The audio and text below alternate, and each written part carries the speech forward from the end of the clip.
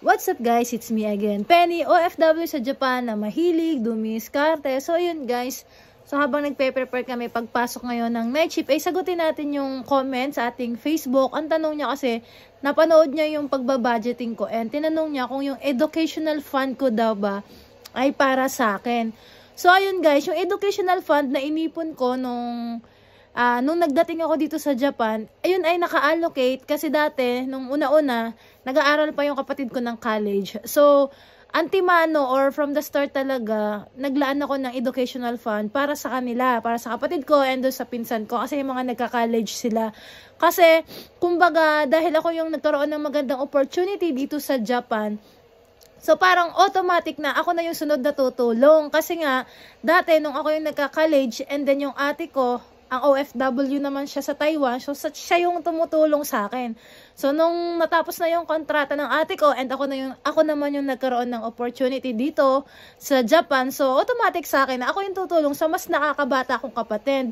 And kung kaya ko naman siyang i-extend sa mga pinsan ko na nangangailangan din, so yun, doon ko siya inilalaan. Pero kumukuha rin ako doon ng para sa akin kasi minsan nung andito ako sa Japan at meron pa akong mga time at may gusto akong aralin like yung mga online class, so kumukuha ako doon ng pan-tuition fee ko. Tapos yun, nag-online class ako, pero hindi na siya more on yung sa mga yung sa school, yung about siya sa stock market. Doon ako kumuha ng pang online class ko nung nagkaroon ako ng interest sa pag-stock market. Alam niyo na, mga konting diskarte and ayun, na-expose nga tayo sa pag-stock market, pero matagal na yun. So ngayon, medyo hindi maganda sa akin or hindi siya kaya ng schedule ko yung pag-stock market, pero at least nagkaroon ako ng kaunting knowledge.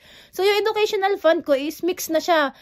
At least kung gusto kong may nagustuhan akong aralin kahit in the future, dahil hanggang ngayon naman ay meron pang natitira kasi yung kapatid ko at yung sa mga pinsan ko is graduate na sila ng college. So, in-stop ko na yung paglalagay doon monthly. So, ngayon, hindi ko na siya masyadong nilalagyan, pero may natira pa.